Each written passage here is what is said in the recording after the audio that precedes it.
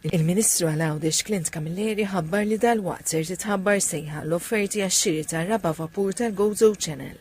Waqt li kienet jieħu sehem fid-diskussjoni dwar Għawdex fuq il-kampus tal-Università Bridging the Gap, bis-sem tax-Shadow Minister għal-Għawdex Alex Burch, iċ-Chairperson tal-Partit Momentum Arnold Cassola u l-peritu lecturer speċjalizzat dwar l-iżvilupp urban Antoine Zammit, il-Ministru Camilleri rikonoxxa li l-MV Nikolaus kellu jkun ikkunsidrat biss bħala soluzzjoni temporanja.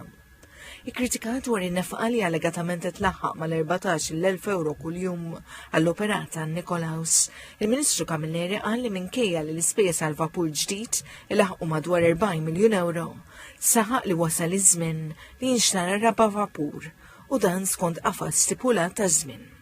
Għalli minkejja xi nuqqasijiet il-konnettività bejn iż-żewġ gżejjer tiebet b'6% u l-fast ferry tejjeb ukoll l-aċċessibilità bejn iż-żewġ gżejjer.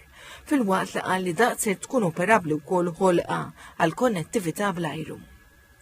Ix-Shadow Minister għal-Għawdex Alex Burch qal li l-konnettività bejn iż-żewġ gżejjer trid tkun ittrattata b'mod holistiku b'użu iżjed għaqli minn fondi tal-Unjoni Ewropea biex isir investiment tax-xiri ta' flotta ġdida ta' vapuri li jkunu jilħqu l-istandards ambjentali u tas-sigurtà internazzjonali. Għalli dan huwa essenzjali biex ikunu żgurati l-effiċjenza, is-sigurtà u s-sostenibilità fit-tul tal-konnettività bejn iż-żewġ gżejjer, fil-waqt li għandu jsir ukoll studju serju dwar il-5 vapur li jkun iddedikat għat-trasport tal-merkanzija.